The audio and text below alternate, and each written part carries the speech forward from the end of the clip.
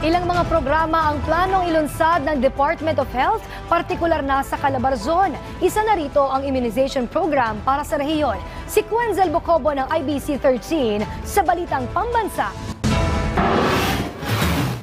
Sa patuloy na pangangalaga sa kalusugan ng mamamayan, 8 mahahalagang aspeto ang tinututukan ngayon ng Department of Health alinsunod na rin sa direktiba ng Pangulo.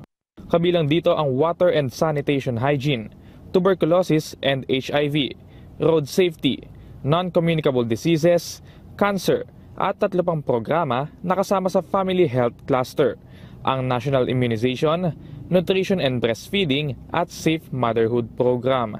Ang 3 programang nakapaloob sa Family Health Cluster ang siya namang napag-usapan ngayon sa ikalawang araw ng summit ng DOH Calabarzon kasama ng ilan pang health stakeholders. Ang tema ng talakayan, Breaking Barriers, Building Bridges. Through this summit po, gusto po natin bigyan ng recognition ng mga lalong-lalo na po yung mga ongoing efforts po ng mga probinsya natin sa Calabarzon at hopefully po lalong mapalakas through mga activities po at partnerships sa mga susunod na taon. Kabilang naman sa mga binigyan diin ay ang mga aspetong kailangan palakasin pagdating sa National Immunization Program, Nutrition and Breastfeeding at Safe Motherhood Program. Sa immunization, ang indicator po ay yung tinatawag na fully immunized children na kung saan po ay dapat may mga natatanggap na bakuna ang mga bata.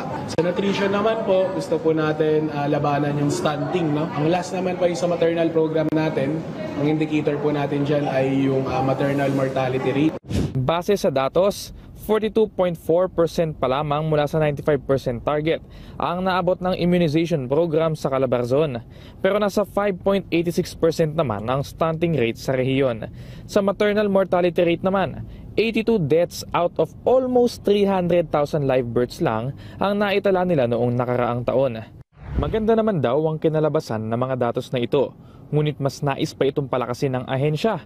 Kaya naman, tuloy-tuloy raw ang pagkakaroon nila ng mga summits at iba pang health activity programs. Mula sa IBC 13, Quenzel Bocobo para sa Balitang Pambansa.